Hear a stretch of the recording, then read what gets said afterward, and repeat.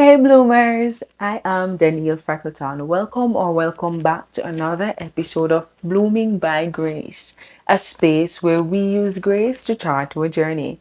We all have encountered challenges, fears, failures, but no matter what it is, this is a place, the only space where we will bloom, and not just bloom, but bloom by grace. All right. So, just like the title says, today is rather another interesting topic. Listen, how to get over a breakup. I know many of us have stories of how we have broken or been broken or got broken or whatever the case is, but why? Let's tell the one. All right, straight face. How to get over a breakup. How to get over a breakup. Listen, listen. Breakups are not easy. And no matter how we want to put it, or no matter how we want to digest it, it is not easy. And when we're talking about breakup in this video, we're not just talking about breakup from a relationship perspective. We're looking at it from also crush. We're looking at it from friendships as well. So we're looking at the whole relationship thing from different aspects. So we're covering friendships, we're covering crush, we're covering exes, and yeah, them ones there, the examples, the x-rays, the exits, them same ones. So the first thing that we have to do, or the first step to take, it's not a have to, it's the first step you can take in getting over anybody in any situation, getting over breakup per se, brokenness. First thing is to pray. Hear me out a little, because somebody might be saying everything you want, everything you have to say pray or this or that. Prayer doesn't mean that the situation will be fixed instantly, or it doesn't mean that you'll feel an instant result or get an instant feeling sometimes, because sometimes you do feel a level of instancy after prayer. But what it does is that it's an overtime thing. So it's not just a pray today because you feel hurt today and don't pray tomorrow. It's a process. It's all about explaining to God how you feel, especially if you can't explain to this person. I mean, of course, God knows exactly how we feel, but prayer is very important in getting over somebody or just a breakup or whatever, because listen, man, it's hard. Next thing to do for you, boo boo, acknowledge your feelings. Take a breath of how you feel. Assess how you're feeling. It's okay to feel how you're feeling. It's good to feel how you're feeling. I mean, the thoughts that you're having, they too are okay. And the other thing to do is to take your time. I always say this to my friends. I always say it to people, and I also take it for myself. Because sometimes, especially in relationships, say for example, you're in a relationship, you're in a friendship, and those crush ships, the people's them man, get them one settle.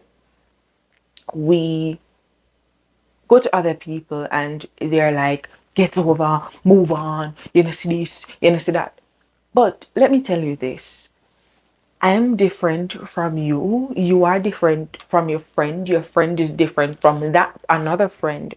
So we all accept things at different times. So whatever stage you are in, take your time.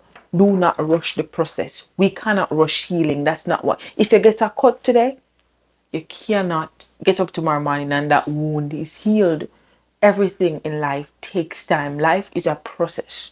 So when you understand that life is a process, then it takes you out of that comfort of takes you out of that zone of rushing into a space of healing.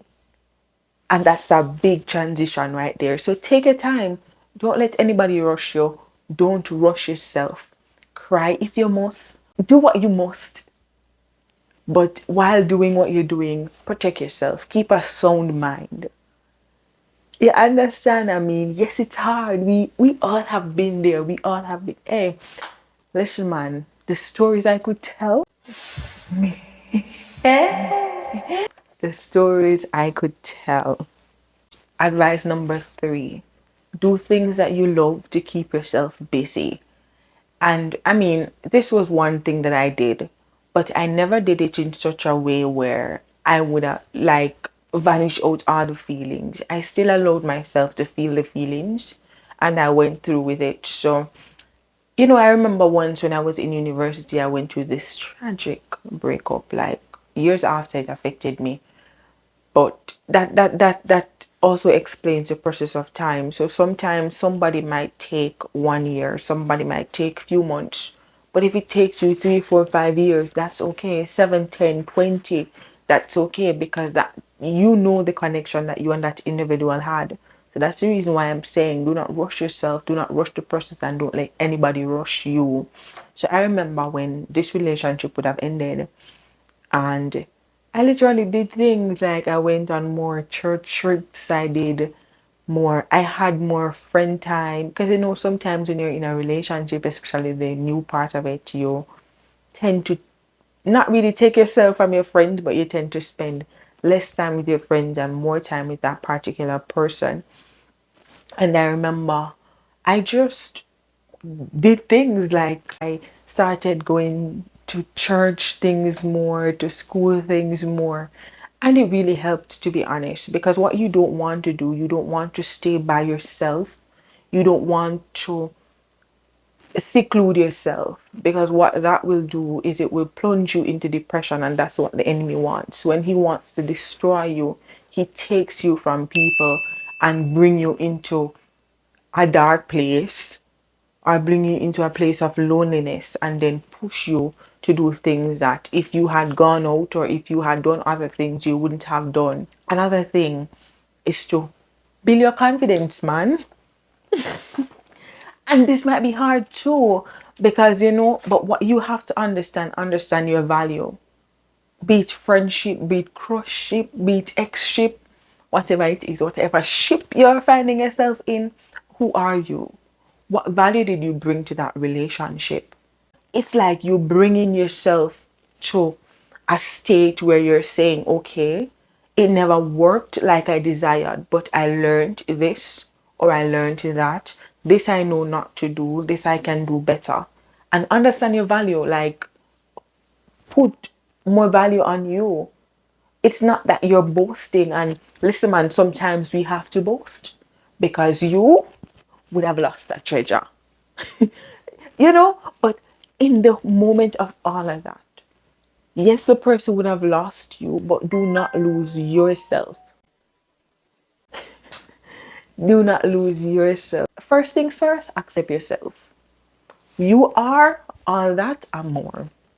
You are, say to yourself, self, I am all that and more. Find that space where you can build you. Spend some you time if that's what you have to do, where you write, journal, affirm yourself. Self, you are this. Self, you are that. Self, you are all that and a bag of juice. Listen, it's all about reassuring yourself and coming to that term to what has happened, because you can't change it. And even if you could have changed it, what would you do differently? So it's all about you accepting it. I mean, it's gonna be hard, but it comes by you counseling yourself, writing down how you feel, writing letters to yourself if you must, and get up and out. Another thing, this is very important. Probably all of them important in about this. Talk to people. Talk, because as I just explained, do not go into a space where you just lock out people. That's not good. So talk to people that will help you and not judge you, because you have a lot of people out there who are gonna make you feel like you did wrong or whatever the case is. And I mean, of course, sometimes you might be wrong. That's fine. We won't always get it right, but talk to people. Because what I did to help me to get better, to be honest, is whenever I could talk about it, I would talk about it. Whenever I could write about it, I would write about it. And that would have helped me, to be honest. So the more you talk about it, is the more you, it's better, the more you accept it. The more you accept it, the more you heal. And you realize that, okay, I'm getting better after all. So, you find people that you can talk to and you can explain it to. And of course, sometimes some people, because I can just imagine, even for my sisters, sometimes they would have probably gotten like, just stop talking about that now, like, move on. And but I'm like, don't tell me that. So I would have probably shut up for a moment, but then 2 days or 3 days or probably a second after, I'll be back at it. So find people that you can talk to about the situation, talk to about it, and talk as much as you want to talk. Because I've realized this over the years. The more I've talked about the situation, the more I've expressed it to others, the more I've explained it to others, then I would have felt better. And it gave me more acceptance. And I mean, sometimes I can get angry. Sometimes you can get angry, but anger is also a part of the process. So if you find yourself getting angry, that too is okay. Get angry until you know that anger is gone. You accept it fully now. And you're like, I'm here, I'm healed. But you find yourself that you even see the person and you're like, that was just another person. The final one is to seek closure. Miss, sir, you seek closure. How am I going to seek closure, Daniel? You are going to seek closure by not going back to your ex, not asking for a date, not asking if we can talk, because chances are you might not get closure from that person. And what you don't want to do is probably what I've done on several occasions, is to text the person like, hey, how are you? Like you're checking up on the person and probably they don't answer, you're gonna feel worse. So this way that I recommend in seeking closure is to find a place or find a way where you can write letters to the person, write messages to the person. But there's a but. You will not actually send these letters or these messages to the person. So it's like you write them and you put them in your little book. I listen, I have a lot of those letters over the years. Like you write them and you put them in your little book, or you write the messages and you just have them like, it's like you have a conversation with this person, but the person not actually get the messages, if you understand. This actually helps in the healing process. Finding closure sometimes doesn't mean that you, as I've said earlier, you don't really send the things to the person or you don't really get the person's response. I actually wrote this when I was in the process of writing the ideas down. I wrote this and let me share it with you. Finding closure is sometimes about reflecting on what you've took away from the relationship, even though it never worked. What did you learn? So what did you learn? What can you implement? What will you not implement? As I've already explained in a spare step. Finding closure is for you. And finally, I've probably said finally before, but finally for now, finally, reconnect with God. I remember I literally wrote a letter to God, and of course I wrote several letters after that, but this letter was basically me recommitting my life to God in that letter. And God is interested in our healing. He's interested in our healing process. Sometimes it's hard for us to accept, because sometimes we're like, why did you have to let this happen? Or why did you have to let this happen? But things will reveal in time. Things always reveal. And probably a few years down the line, you're like, well up. Me glad, so me not stay with this person. Or probably sometimes you reflect and you'll be like, what was I doing with that person?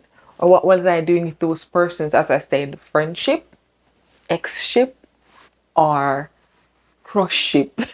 Or what was I even thinking? Why did I even like this person? Like, why? You'd be like that. So things will often reveal itself. And even if it doesn't reveal itself, find yourself, put yourself in such a position where even if you don't get literal closure from that person, then you would be at peace with yourself, knowing that it is well, because you would have gone through a process where you would have gotten closure for yourself. You're watching this video. I don't know who you are. I don't know where you are. I don't know what you are going through.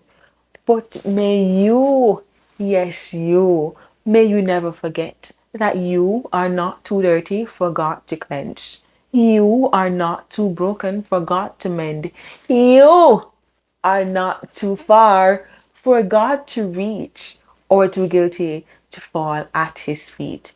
Be blessed, be you, smile, be you, and just bloom by grace. See you next time.